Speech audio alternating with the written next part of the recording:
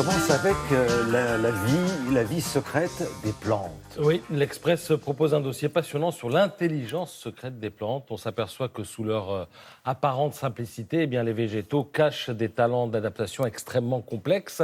Et au passage, on se dit que cet intérêt pour la nature est finalement cohérent avec cet Eldorado vert, que chacun fantasme à grands coups de rêve écolo. C'est aussi cohérent avec la réalité, car il ne faut pas oublier que l'humanité, avec ses villes tentaculaires et ses routes, son réseau de routes, eh bien, ne pèse finalement que 0,01% de tout le poids de la vie sur Terre, ce qu'on appelle la biomasse. Même l'ensemble des animaux reste loin de la domination du monde végétal. Il représente 0,4% contre 82% pour le végétal. Alors les plantes, ce que vous lirez dans l'Express, c'est qu'elles utilisent pour survivre des mécanismes qui semblaient jusqu'ici réservés aux organismes dotés d'un cerveau, comme vous et moi. La mémoire, l'apprentissage, le mimosa pudique par exemple.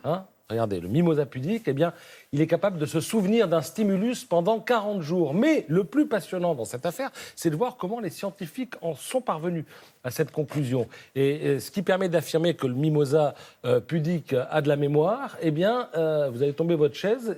Ce sont deux expériences qui ont été faites par les scientifiques. Premier test, ils font chuter le mimosa de 10 cm de hauteur à répétition. Alors les premières fois, le mimosa, évidemment, replie ses feuilles, avant finalement de les maintenir ouvertes les fois suivantes. Alors déjà, on se dit, tiens, il y a un truc, il se souvient que ça fait pas mal.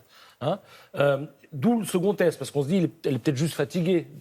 Voilà. Alors on fait un second test, non mais c'est très sérieux, c'est scientifique. Oui. Et ce test consiste à soumettre la plante à des secousses horizontales différentes des premières. Et là, les feuilles se referment aussitôt. Et ça veut dire quoi ? Eh bien, ça veut dire qu'elles ont pris de la graine, les feuilles, c'est-à-dire les premières sensations.